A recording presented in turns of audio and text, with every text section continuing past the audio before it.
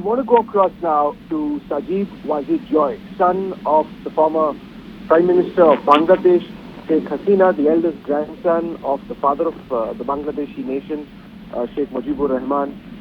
He's come under the spotlight as Bangladesh faces severe political unrest. His mother and the former Prime Minister now in the national capital in India.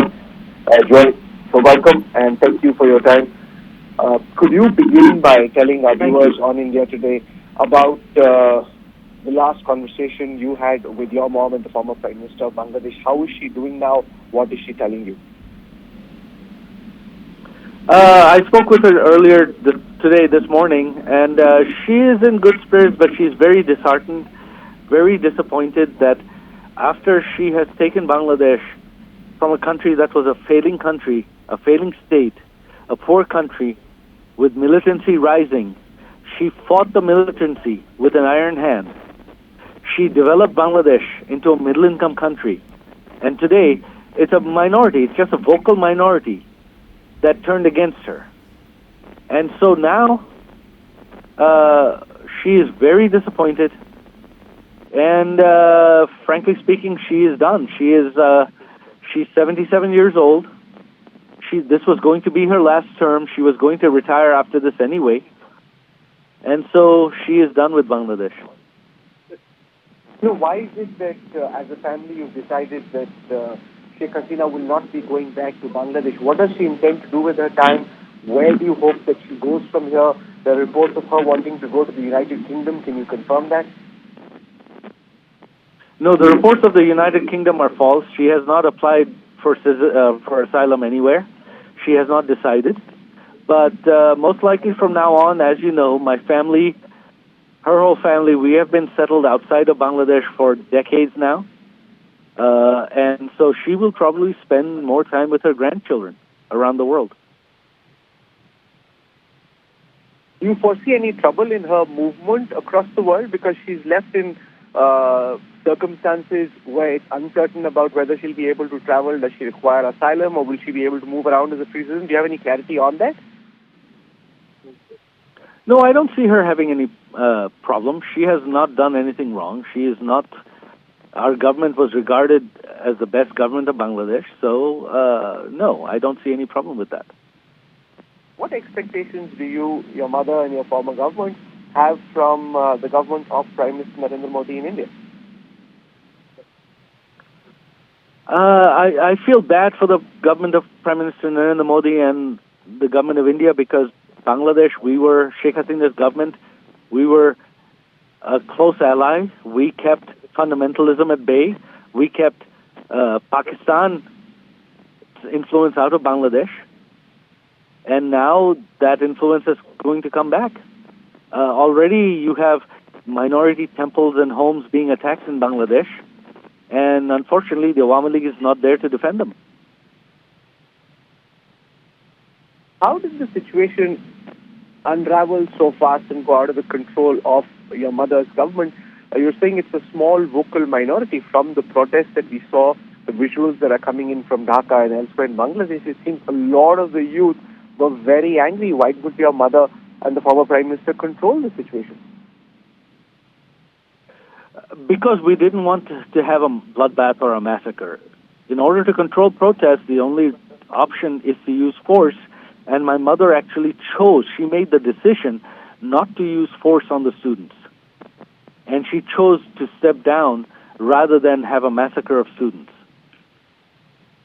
But the fact also is that 300 protesters died in the protest building up to her departure from Bangladesh. So it's not as if force wasn't used. Force was used. Attempts were made to quell the protest. That didn't happen, which is what brought us to this very precarious position. Yes, but out of those 300, almost half were innocent bystanders and policemen. So they weren't killed by the government forces. They were killed by, if you call them protesters, killing people and policemen. Do you call them protesters or do you call them terrorists? So what do you, when you see these pictures of your grandfather's statues being attacked, the house of the Prime Minister being ransacked, what do you think is going on? Who are these people? Are they normal Bangladeshi university college students, or do you think these are hardline fundamentalists possibly the Jamaat-e-Islami who are involved. What's your interpretation of how this protest got so violent and so aggressive?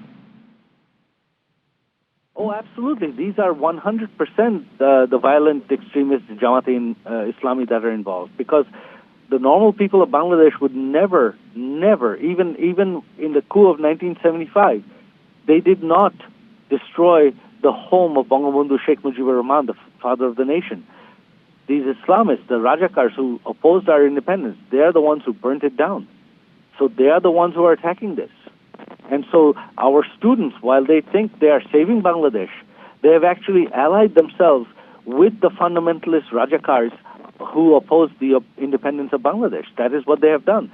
They have basically brought them back and given them carte blanche to do whatever they want. The spark for the protest seemed to have been the quota which was introduced, where it appeared to be students who you're calling Razakars, that those who were associated with your family, your party, during the fight for the freedom movement of Bangladesh, they were the ones who, through reservation, would gain disproportionately at the cost of other Bangladeshi nationals, and that's really what upset them. Do you think, in hindsight, it was a big mistake to drag that on for so long, and Sheikh Hasina should have moved with greater dexterity and speed? Actually, our government did not do that at all. This is a misconception. So we did not call them Razakars. If you'll remember, it wasn't that our government did not reduce the quota. Our government had reduced the quota. The families of the freedom fighters had sued in court, and it was the courts that reinstated the quota, not our government.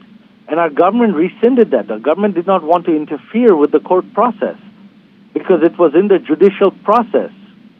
However, at the night after the court ruling, people marched in Dhaka University chanting, "We are Razakars, we are Razakars." That is the equivalent of marching in Jerusalem saying, "We are Nazis, we are Nazis." So I think this was incited on purpose. That is what escalated this. It was not our government. Our government accepted their demands. So you yourself were a digital advocate. So now what happens to the Awami League? What happens to the Bangladesh Awami League? There's no clear succession in view. Your mother, you're saying, will not be going back. You yourself reside abroad. So what's the future of the party that brought Bangladesh's freedom? Unfortunately, all our party members are being targeted by the extremists. And so my priority right now is saving the lives of my party people. Bangladesh's future is no longer my responsibility. But why not? I mean, as Sheikh Hasina's son, do you see a time in the future when you want to go back to Bangladesh, hold on to your mother, to your family party, your party, and try and build this afresh? If the people get the leadership they deserve, if this is the leadership they want, then they deserve it. And my family and I have done this. We have been through 3 coups. This is not even the worst we've had. In 1975, all our party leaders were murdered. And so I am trying to ensure that my party leaders are not murdered. That is my number one priority. The future of Bangladesh is up to the citizens of Bangladesh, and they're going to get the leadership they deserve, and good luck to them. It is no longer my responsibility. We have done it again and again. History will look back at Sheikh Hasina's regime as the golden age of Bangladesh.